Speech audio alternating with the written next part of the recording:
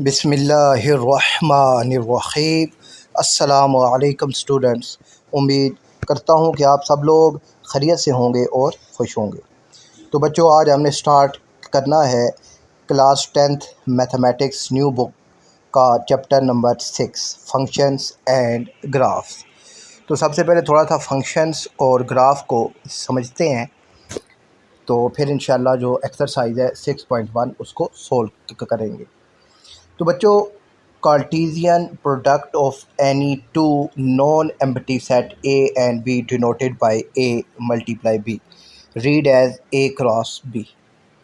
अब कार्टेशियन प्रोडक्ट के हमारे पास ये जो एक्स और वाई एक्सेस होते हैं, ठीक है, इसे जो है हम एक्स वाई पे प्लेन भी कहते हैं और कार्टेशियन प्रोडक्ट भी कहते हैं। ठीक है, हमारे पास यहाँ पर ये एक्स एक्सेस है, इसमें कोई भी नंबर है 1 2 3 और वाई एक्सेस है, इसमें भी कोई नंबर है मेरे पास 4 5 6। ठीक है, तो अब इन दोनों का जो प्रोडक्ट है, ठीक है, 1 4 फिर ये 2 3 फिर ये 3 5, तो इस तरह यानी इन कार्टेशियन प्रोडक्ट्स यानी ये सेट ए है, ए इसमें मेरे पास एलिमेंट्स हैं, फिर सेट बी है, इसमें मेरे पास एलिमेंट्स मौजूद हैं। इनको जब मैं आपस में क्रॉस मल्टीप्लाई करवाऊँगा ए मल्टीप्लाई बी, तो मैं मेरे पास ये ए क्रॉस बी और उसको रीड करेंगे, read as A cross B. ठीक है, कार्टेशियन प्रोडक्ट होता है जैसे कि ये आपके पास यहाँ पर लिखा हुआ मौजूद है। ठीक है, अब ये सेट ए है, इसमें ए भी है और फिर एक सेट बी है जिसमें 2 है। तो अब यहाँ से ये जो ए है ये 2 के साथ मल्टीप्लाई हुआ तो आ गया ए को कोमा 2, फिर जो है बी 2 के साथ मल्टीप्लाई हुआ तो आ गया बी कोमा 2। ठीक है, तो अब आपने ये ए क्रॉस बी मालूम कर लिया है। अब इसके जो सबसेट्स हैं अगर आप वो बनाना चाहें तो इनके सबसेट्स, तो पहला जो है वो तो एक सबसेट आएगा खाली, जिसे हमने नाम दे दिया R1 का। ठीक है बच्चों, फिर मेरे पास एक और सबसेट आएगा R2 जिसमें सिर्फ एक ही एलिमेंट आएगा A2, फिर R3 आ गया जिसमें दूसरा एलिमेंट आ गया B2, फिर R4 मैंने बना लिया जिसमें ये दोनों एक साथ आ गए। ठीक है, ये हमने इसके सबसेट बना लिए हैं। यानी कि अब यहाँ पर आप इस ब्रैकेट में अगर देखें तो मेरे पास 2 एलिमेंट्स हैं। ठीक है, तो 2 की पावर 2 तो ये बनेंगे 4, यानी 4 सबसेट आपके पास बनेंगे। ये इसका फार्मूला है। यहाँ पर अगर 3 वैल्यूज़ होती तो 2 की पावर 3 फिर ये 8 हो जाता, फिर 8 सबसेट बनेंगे। अब तो मेरे पास यहाँ पर है जी 4 सबसेट बनने हैं, तो पहला सेट खाली होगा, फिर जो दूसरा सेट आएगा उसमें एक एंट्री आएगी, फिर दूसरी एंट्री आएगी, फिर इन दोनों का कम्बिनेशन आ जाएगा, तो मेरे पास 4 सबसेट पूरे हो जाएंगे।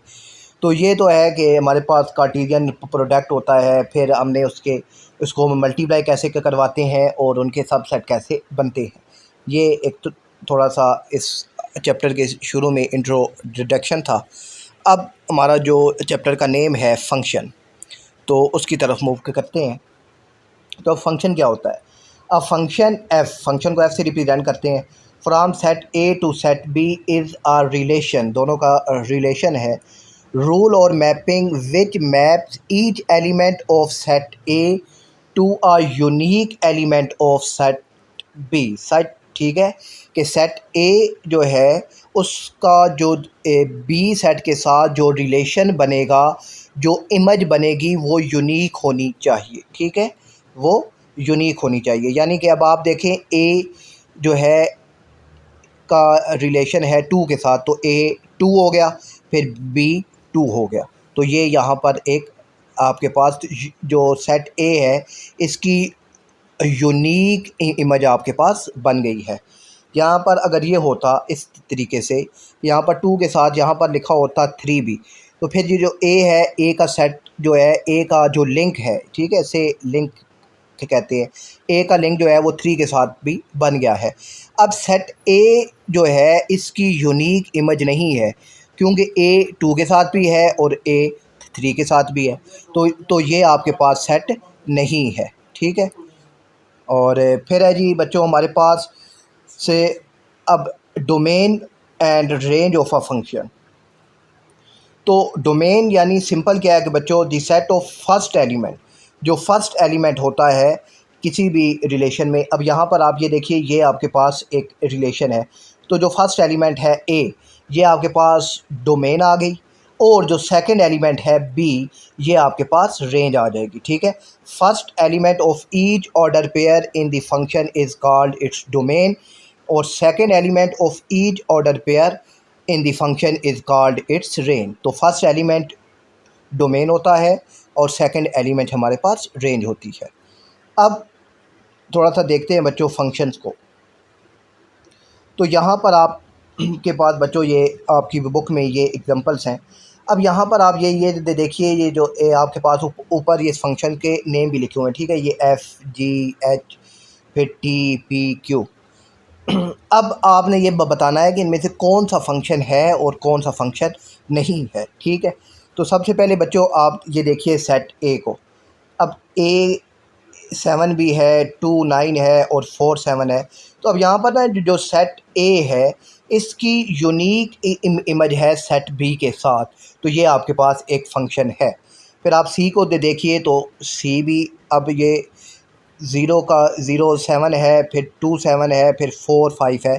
तो यहाँ पर अब सेट ए जो है, यानी ये जो सेट यहाँ पर इसका नाम सी है, तो इसकी यूनिक इमेज है डी के साथ, तो यहाँ पर ये भी आपके पास फंक्शन है।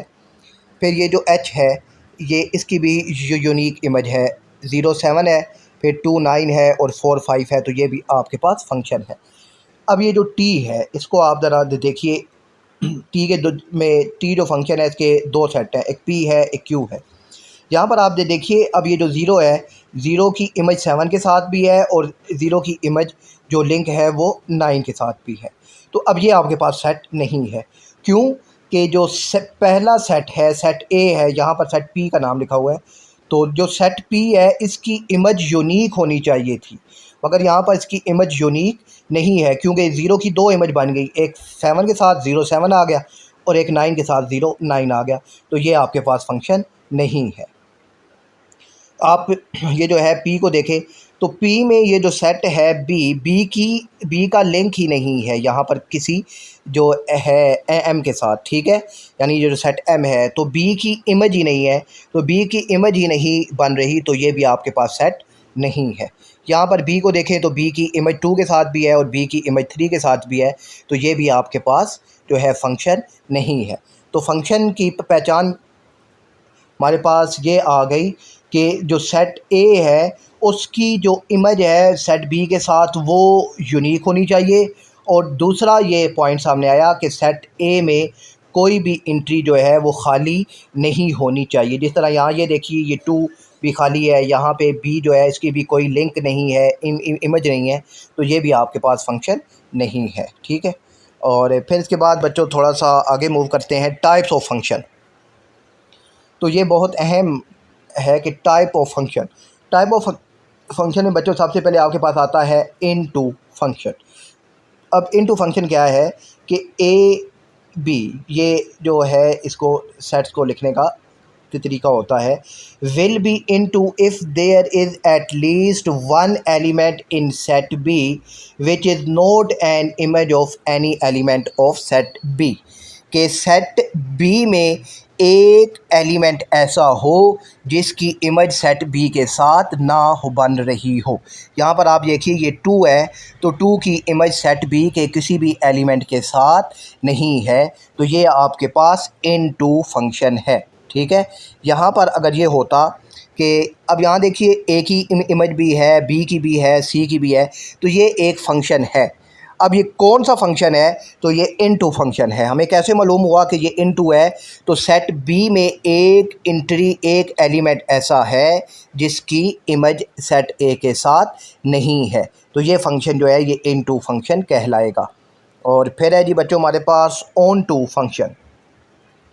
अब ऑन टू फंक्शन क्या है कि will be onto if every element of set B in an image of at least one element of set A, कि जो सेट बी में एलिमेंट मौजूद हैं उनकी इमेज ए के साथ होनी चाहिए। ठीक है, ए के साथ होनी चाहिए। अब यहाँ देखिए ये जो 1 है इसकी इमेज भी है, ये 2 है इसकी भी इमेज बन रही है।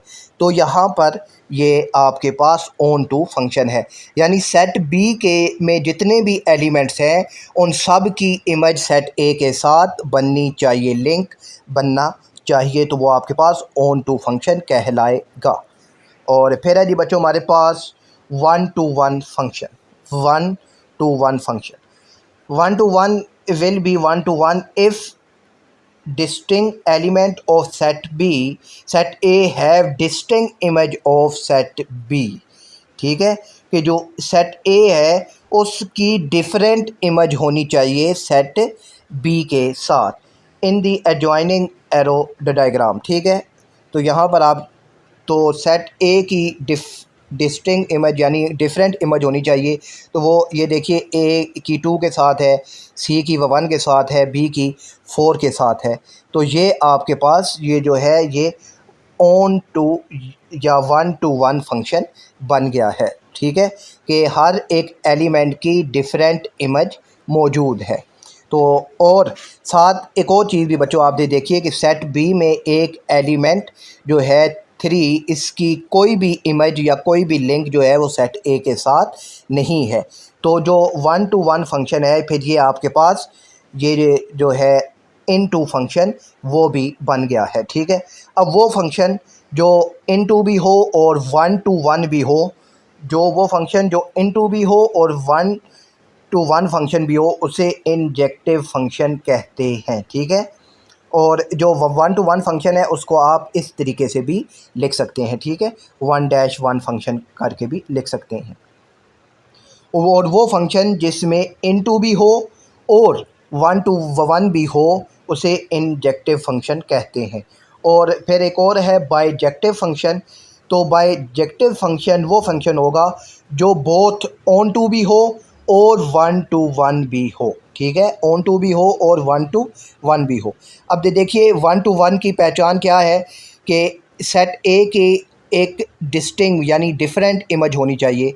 तो यहाँ पर ए की भी डिफरेंट है 2, बी की भी 1 है, सी की भी 3 है, तो ये आपके पास 1 to 1 हो गया। फिर जो है ऑन टू फंक्शन ये कहता है कि सेट बी के में जितने भी एलिमेंट्स हैं उनकी भी इमेज ए के साथ होनी चाहिए। तो अब देखिए 1 की इमेज भी है, 2 की भी है, 3 की भी है। तो ये आपके पास जो ऑन टू भी हो और 1 to 1 फंक्शन भी हो उसे बाइजेक्टिव फंक्शन कहते हैं। ठीक है, तो ये आपके पास टाइप्स ऑफ फंक्शन थी। आगे एक्सरसाइज में इंशाल्लाह ये आपको मज़ीद समझ आ जाएगा। तो अब यही थी, उसके बाद ये है इवैल्यूएटिंग अ फंक्शन। तो इसमें आपने वैल्यूज़ को इंटर करना होता है। ये चीज़ भी देख लीजिए, y = f of x। अब इस चीज़ का क्या मतलब है? इस चीज़ का मतलब है कि अब ये जो x है, x की वैल्यू आप अपनी मर्ज़ी से 1 लिखें, 2 लिखें, 3 लिखें, तो x को कोई फ़र्क, x की वैल्यू आप अपनी मर्ज़ी से लिख सकते हैं। तो जो x है वो इंडिपेंडेंट है, मगर जो y है वो x की वैल्यू पर डिपेंड कर रहा है। ठीक है, तो ये डिपेंडेंट और जो है इंडिपेंडेंट ये भी आपको मालूम होना चाहिए। अब y जो है ये डिपेंडेंट वेरिएबल है और जो x है वो इंडिपेंडेंट वेरिएबल है। तो अब एक्सरसाइज की तरफ मूव करते हैं ताकि आपको मज़ीद जो है ये चीज़ें समझ आ जाए।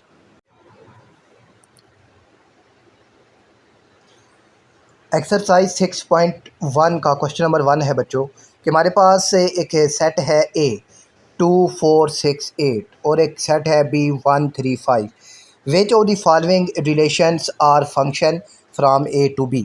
तो उसने कुछ रिलेशन इसमें से फाइंड आउट किए हैं, जिस तरह यानी A और B के सब सेट्स हैं। तो सब सेट उसने बनाए हैं और अब हमने ये बताना है कि कौन सा फंक्शन है, यानी कौन सा सेट फंक्शन है और कौन सा सेट फंक्शन नहीं है।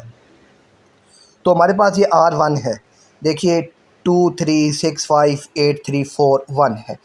आप जो है A क्रॉस B का ये जो R1 है, R1 की अगर आप डोमेन फाइंड करें, डोमेन का मतलब क्या है कि पहले जितने भी नंबर्स हैं, जो फर्स्ट एंट्री है, फर्स्ट एलिमेंट है, वो आपका डोमेन होगा। तो यहाँ देखिए, तो डोमेन में है जी 2, 6, 8, 4, 2, 6, 8, 4। मैंने ये बना दिया है 2684 और ये वापस ए के इक्वल भी आ गया है। अब यहाँ देखिए इसमें कोई भी रेपिटिशन नहीं है, ठीक है ना। अगर रेपिटिशन होती तो यहाँ पर ये है ना 2468, ठीक है। यहाँ पर है 135। तो अब यहाँ पर अगर रेपिटिशन आ जाती यानी 2 1 के साथ भी है 2 3 के साथ भी है, तो अब जब ये इस तरह की सिचुएशन आ जाए तो इसका मतलब क्या है कि ये फंक्शन नहीं है। तो अगर हमें कैसे मालूम होगा कि ये इस तरह की सिचुएशन है कि जो 2 है इसकी डबल इमेज बन रही है, डबल लिंक बन रहा है, तो वो यहाँ से डोमेन में वो लफ्ज़ दोबारा रिपीट हो जाएगा। अगर डोमेन में वो लफ्ज़ दोबारा रिपीट हो रहा है तो उसका मतलब क्या है कि वो फंक्शन नहीं है।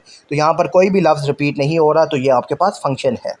R2 है, देखिए ए जो है इसकी अगर आप डोमेन लें तो 2686।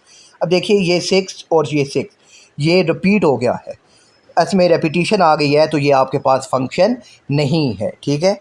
और फिर आप देखिए बच्चों R3 को 268।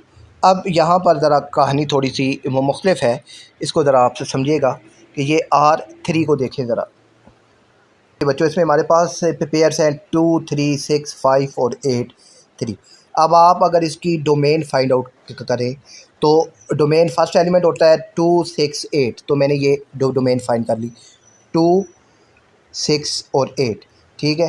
2 6 2 मेरे पास जो सेट ए है वो है जी 2 4 6 8। अब यहाँ पर मेरे ठीक है, अब यहाँ पर ना ये देखिए ये 2 का रिलेशन भी मौजूद है, 6 का भी मौजूद है और 8 का भी मौजूद है। 4 का लिंक या 4 की जो इमेज है वो मेरे पास यहाँ पर मौजूद नहीं है। तो अब जब एक सेट ए में एक एलिमेंट की जब इमेज ही नहीं बन रही, जब एक उसका लिंक ही नहीं बन रहा, तो इसका क्या मतलब हुआ कि फिर ये भी हमारे पास एक फ़ंक्शन नहीं है, ठीक है। अब यहाँ पर आप इसको ज़रा देखिए जो सेट ए है, ठीक है ना, ए में मेरे पास एंट्री है 2 4 6 8, ठीक है। तो यहाँ पर भी ये देखिए इसमें 2 4 6 8 वो सारा ए में मेरे पास मौजूद है और कोई भी रेपिटिशन नहीं थी, तो ये मेरे पास फंक्शन है। यहाँ पर रेपिटिशन आ गई थी तो ये मेरे पास ये जो है ये फंक्शन नहीं था। मगर जो R3 है, अब R3 में यूनिक रिलेशन तो है, ठीक है, यानी रेपिटिशन नहीं हो रही, मगर जो सेट 4 है उसका लिंक ही उन्होंने नहीं बनाया, जो एलिमेंट 4 है उसका लिंक ही नहीं है, ठीक है। And element 4 is not present in the first element in any order pair, therefore not all element of set A are mapped of element in B, ठीक है। तो सेट ए के तमाम एलिमेंट की मैपिंग नहीं बनी, तो ये आपके पास फंक्शन नहीं है। तो R4 को देखिए, R4 है जी 2 3 6 3 8 3 4 1। इसकी जो आ गई आपके पास से डोमेन वो आ गई 2684। अब यहाँ पर ये जो सेट ए है उसके सारे एलिमेंट्स भी मौजूद है और कोई रेपिटिशन भी इसमें नहीं है, तो ये R4 आपके पास एक फंक्शन है, ठीक है। और फिर है बच्चों हमारे पास का क्वेश्चन नंबर 2। क्वेश्चन नंबर 2 है identify the function from the following diagram, also right there types. तो हमने अब इसकी टाइप भी बतानी है और ये भी बताना है कि फंक्शन है या नहीं है। तो सबसे पहले फ़ंक्शन के लिए आप ये देखिए कि सेट ए जो है इसकी इमेज भी है, 3 की भी है और 5 की भी है, तो ये हमारे पास फंक्शन है, ठीक है। पहली बात हो गई, अब फंक्शन ये हमारे पास है। अब ये कौन सा फंक्शन है, तो अब उसके लिए हाँ जो है, अब यहाँ पर ये देखिए कि जो सेट ए है इसकी यूनिक इमेज है सबके साथ, तो इसकी यूनिक इमेज है सबके साथ, ठीक हो गया। और फिर दूसरी चीज़ आप ये देखिए कि सेट बी की जितनी भी एंट्रीज़ है उनकी भी इमेज है ए के साथ जी, इनकी भी इमेज है ए के साथ। तो अब यहाँ पर ये आपके पास ये ऑन टू और ये जो ऑन टू भी फंक्शन भी है और one one two one function भी है, और ऑन टू भी हो और वन टू वन फंक्शन भी हो तो हम इसे बाइजेक्टिव फंक्शन कहते हैं। तो ये बाइजेक्टिव फंक्शन की टाइप है। और इसके बाद है जी बच्चों हमारे पास टू है। तो टू में हमारे पास ये पी है और क्यू है, ज़ीरो की इमेज भी है यानी लिंक है, और टू की भी है। अब फोर एलिमेंट का लिंक ही यहाँ पर किसी के साथ नहीं है, तो ये हमारे पास फंक्शन ही नहीं है। जब फंक्शन ही नहीं है तो फिर इसकी टाइप भी हमारे पास नहीं होगी। अब नेक्स्ट इमेज है बच्चों हमारे पास एच। तो आप यहाँ पर ये देखिए जी, जो है सबसे पहले ये देखते हैं फंक्शन है। ज़ीरो की इमेज है ए के साथ, यूनिक इमेज हो गई, टू की बी के साथ, फोर की भी बी के साथ है। तो ये आपके पास ये एक फंक्शन है, ठीक है, क्योंकि सब की अपनी अपनी यूनिक इमेज है। अब यहाँ पर आप अगर y को देखें तो जो सेट b जो c है इसकी कोई भी इमेज a के साथ और x के साथ नहीं है। तो जब ए सेट बी में जो टाइप ऑफ फंक्शन में हमने पढ़ा था कि इसमें एक एटलीस्ट एक एलिमेंट ऐसा हो कि जिसकी इमेज यहाँ पर x के साथ या a के साथ ना हो, तो वो फंक्शन होता है हमारे पास इनटू फंक्शन। तो ये हमारे पास इनटू फंक्शन है, ठीक है। तो ये इनटू फंक्शन हमारे पास, ये इनटू फंक्शन की टाइप्स है।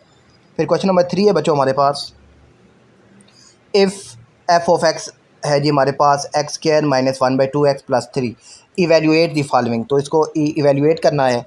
तो इवेल्यूएट सिंपल हमारे पास एफ ऑफ फंक्शन में की जो वैल्यू है वो दे दी उसने 2। तो यहाँ पर आप ये देखिए फंक्शन के साथ x लिखा हुआ है, तो यहाँ फंक्शन के अंदर 2 लिख दिया, तो मतलब x की वैल्यू 2 हो गई। जब x की वैल्यू 2 है तो जहाँ जहाँ अब x है वहाँ आपने 2 को इंटर करना है। तो यहाँ एक्स स्क्वायर, तो यहाँ आ गया 2 का स्क्वायर, यहाँ 1/2x है तो 1/2 साथ 2 आ जाएगा प्लस 3। तो यहाँ पर ये 2 का स्क्वायर हमारे पास हो जाएगा 4, ये 2 से कैंसिल हो जाएगा, तो यहाँ आ गया -1 प्लस 3।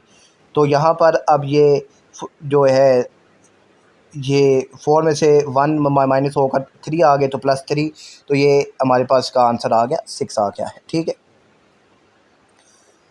और फिर है जी बच्चों हमारे पास ये 2 है। तो f ऑफ -1, अब x की जगह आपने पुट करना है -1। तो यहाँ पर ये x स्क्वायर है तो इसकी जगह आ गया -1 का स्क्वायर, यहाँ x है तो उसकी जगह आ गया -1, यहाँ पर प्लस 3।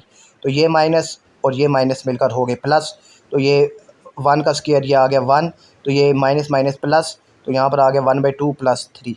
तो अब आपने जो है ये वो इनको यानी आपने डायरेक्ट लिखना है कैलकुलेटर में, ठीक है। तो अब यहाँ पर ना आपने डायरेक्ट ये 3 और ये 1 ये हो गए 4, तो ये 4 + 1/2 आ गया।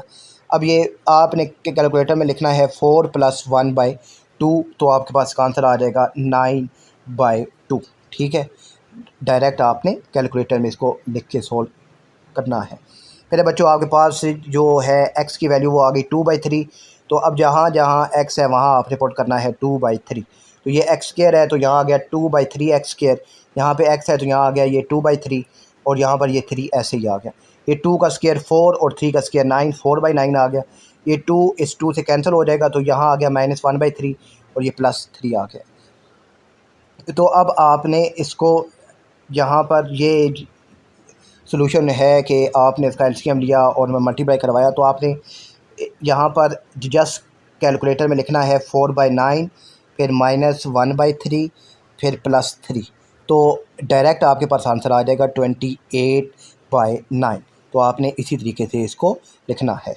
फिर है जी बच्चों हमारे पास से इसका पार्ट 4 है, जिसमें हमारे पास जो x की वैल्यू है वो है t+1। तो अब x स्क्वायर की जगह आ गया t+1 का स्क्वायर, यहाँ पे x है तो उसकी जगह भी आ गया t+1 और ये 3 ऐसे ही।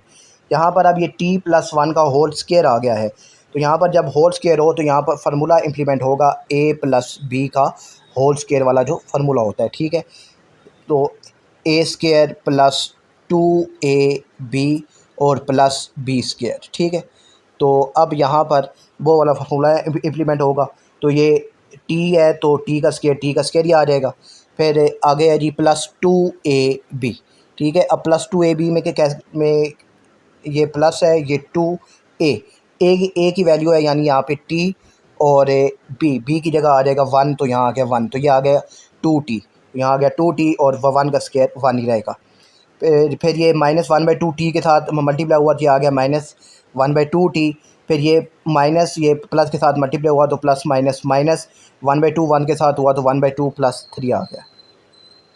अब आप इसको सिंप्लीफाई करना है, यानी सबसे पहले इस ब्रैकेट को ओपन करते हैं, तो ये आ गया t² + 2t + 1 -1/2t -1/2 + 3। अब जो है सेम टर्म्स हैं उनको एक साथ करके हमने लिख दिया है, ठीक है। तो अब यहाँ से ये देखिए ये t² ऐसे ही आ जाएगा। अब ये 2t और -1/2 और t, इन दोनों में से t को ले लिया कॉमन, तो अंदर आ गया 2 - 1/2, और यहाँ से अब ये +1 -1/2 + 3 इनको हमने एक साथ करके लिख दिया है। तो अब यहाँ पर ये t², तो अब ना यहाँ पर आपने कैलकुलेटर में जो है लिखना है 2 - 1/2, ठीक है, 2 - 1/2। तो आप जब इसको लिखेंगे कैलकुलेटर में तो ये आपके पास आंसर आ जाएगा 2/3, ठीक है, 2/3, और साथ ये t है तो साथ t आ जाएगा। फिर आपने ये 1 - 1/2 + 3 कैलकुलेटर में जब लिखेंगे तो आपके पास आंसर आ जाएगा 7/2। अब ये 7/2 आ गया। अब यहाँ पर आप इसको ज़रा ध्यान से देखिएगा बच्चों आगे, यानी सिंपल मैथमेटिक्स है, कैलकुलेशन है, कोई इसके अंदर जो है मुश्किल चीज़ नहीं है। यहाँ पर अब आपके पास ये चीज़ आ गई है, तो अब आपने जो है इसमें से या आप अगर इसको यहीं पे ही स्टॉप कर देते हैं, ठीक है, यहीं पे ही आपने इसको स्टॉप कर दिया, और ये आगे ये 2 से में मल्टीप्लाई और डिवाइड अगर आप नहीं भी करवाते, ये 2 स्टेप आप छोड़ भी देते हैं, तो भी ये जो है यहाँ तक ये आपका आंसर आ जाएगा, ठीक है। ये आगे इसको मज़ीद ये जो है सिंप्लीफाई करने की ज़रूरत नहीं है। तो ये आपका आंसर ओके हो गया है। अब बच्चों क्वेश्चन नंबर 4 है आपके पास कि एक सेट x है कि x = set of prime factor of 6, ठीक है, 6 के प्राइम फैक्टर आपने लिखने हैं, और y set of first 3 non negative integers हैं, ठीक है। Check where the function define f जो है x वो x - y = 1 is a injective और बाइजेक्टिव फंक्शन, ठीक है। तो अब 6 के प्राइम फैक्टर, यानी आप अगर 6 का एलसीएम लेते हैं तो 2 3 टाइम और 3 1 टाइम, तो ये 2 और 3 ये 6 के प्राइम फैक्टर आ गए। तो ये x की वैल्यू आ गई 2 3, और जो y की वैल्यू है वो है नॉन नेगेटिव इंटीजर्स, तो वो मैंने ले लिए 0 1 और 2, ठीक है। अब x - y, अब x - y = 1 है, तो अब x की वैल्यूज़ भी हैं मेरे पास और y की वैल्यूज़ भी हैं। तो यहाँ से ना मैंने अब ये जो है अब y जो है इसको, ये जो मेरे पास ये इक्वेशन है, तो यहाँ से मैंने इसको y के बराबर कर दिया है, ठीक है। यानी सिंपल ही बात है कि ये +1 जो है ये शिफ्ट हो गया इस साइड पे, और ये -y शिफ्ट हो गया इस साइड पे। तो -y इस साइड पर आएगा तो ये हो जाएगा +y, और +1 इस साइड पर गया तो ये हो गया -1। तो आ गया मेरे पास y = x - 1। अब इन दोनों की वैल्यूज़ को पुट करते हैं, तो सबसे पहले x2 है, तो x की वैल्यू 2 आ गई, और जो है अब x की वैल्यू 2 है तो y की वैल्यू मैंने यहाँ पर जो x की वैल्यू यहाँ पर मैंने लिखी 2 - 1, तो ये आ गया 1। फिर x की वैल्यू दूसरी क्या है 3, तो मैंने यहाँ पर जो x की ये यहाँ पर पुट किया 3, तो 3 - 1, तो ये आ गया 2 आ गया है। तो ये function f can be represented at the set of order pair. अब इसका जो ऑर्डर पेयर आ गया मेरे पास वो ये x2 है, तो 2 1, और ये आ गया 3 2, 2 1 3 2। तो ये अब ये 2 1 और 3 2, तो ये जो मेरे पास है ये इंजेक्टिव है, 1 2 1 मेरे पास ये फंक्शन बन गया है, ठीक है। अब ये इंजेक्टिव क्यों है, क्योंकि के पेपर में वैल्यूज़ चेंज भी हो सकती हैं। तो यहाँ पर ना अब आपको ये चीज़ मालूम होनी चाहिए कि हमारी जो आउटपुट है, ठीक है, वो डिफरेंट है, ठीक है ना। जो आउटपुट एक 1 है और एक 2 आई है, तो जब आउटपुट डिफरेंट हो तो ये इंजेक्टिव फंक्शन होगा। अगर आउटपुट इसकी सेम होती तो ये बाइजेक्टिव फंक्शन होता, ठीक है। ये आपने अपने माइंड में रखना है। फिर है जी हमारे पास क्वेश्चन नंबर 5 है बच्चों कि a function f is defined as f x equal to t minus a x, find the value of a and t if 0 and 2 are the image of 1 and -1 respectively. ठीक हो गया जी। अब मेरे पास जो function है वो हमारे पास है जी, ये फंक्शन उसने हमें भी दे दिया, f of x equal to t minus a x है। तो अब एफ ऑफ 1 इक्वल टू 0, क्योंकि यहाँ पर है ना कि find the value of if 0 and 2 are the image of 1 and -1, तो वो 1 के साथ 0 है और 2 के साथ -1 है। ठीक है, तो एफ ऑफ जो है मेरे पास 1 वो 0 के इक्वल है और एफ ऑफ -1 ये मेरे पास 2 के इक्वल है। ये दो फंक्शन यहाँ से मेरे पास आ गए हैं। अब इनकी वैल्यू को पुट करते हैं और फिर देखते हैं कि हमारे पास क्या आंसर आता है। एफ ऑफ 1 यानी एक्स की जगह अब आ जाएगा 1 टी। अब यहाँ पर ये मेरे पास फंक्शन है, ठीक है। तो अब इसमें ना ये जो x है यहाँ भी और यहाँ भी मैंने इसकी जगह पर पुट करना है 1, तो मैंने यहाँ भी 1 पुट कर दिया और x के साथ भी 1 पुट कर दिया। मेरे पास आ गया t माइनस ए और f ऑफ 1 मेरे पास 0 के इक्वल है, तो इसको मैंने 0 के इक्वल कर दिया है। माइनस ए इस साइड पर आएगा जी, हो जाएगा प्लस ए, तो t इक्वल टू ए आ गया है। अब दूसरा f ऑफ -1 इक्वल टू 2 के इक्वल है, तो यहाँ पे मैंने -1 पुट किया तो a की जगह भी मैंने -1 पुट कर दिया। और ये इक्वल किसके है, क्योंकि f ऑफ -1 2 के इक्वल है, तो ये मेरे पास 2 के इक्वल आ गया। ये माइनस और ये माइनस मिलकर हो गए प्लस, तो t plus a equal to 2 हो गया है। तो अब ये t प्लस a, अब t इक्वल टू a है और t plus a equal to 2 है। अब बच्चों हमने यहाँ पर इसको सिंप्लीफाई करना है, a और b की वैल्यू को मालूम करना है। तो यहाँ पर देखिए t इक्वल टू a है, तो मैंने t की जगह पर पुट कर दिया a, ठीक है। तो अब ये a प्लस a, तो ये हो गया 2a इक्वल टू 2, ये 2a के साथ मल्टीप्लाई हो रहा है, इस साइड पर आएगा तो हो जाएगा डिवाइड, 2 से कैंसिल हो जाएगा, तो a इक्वल टू 1। अब a की वैल्यू अगर 1 है तो t की वैल्यू भी 1 होगी, क्योंकि दोनों आपस में इक्वल हैं, ठीक है। तो यहाँ पर ये a इक्वल टू 1 और t इक्वल टू 1 मैंने मालूम कर लिया है। तो अब मूव करते हैं नेक्स्ट जो है क्वेश्चन नंबर 6 की जानिब। तो क्वेश्चन नंबर 6 क्या है, a function f is defined by f of x equal to mx plus c, is f bijective, justify your answer.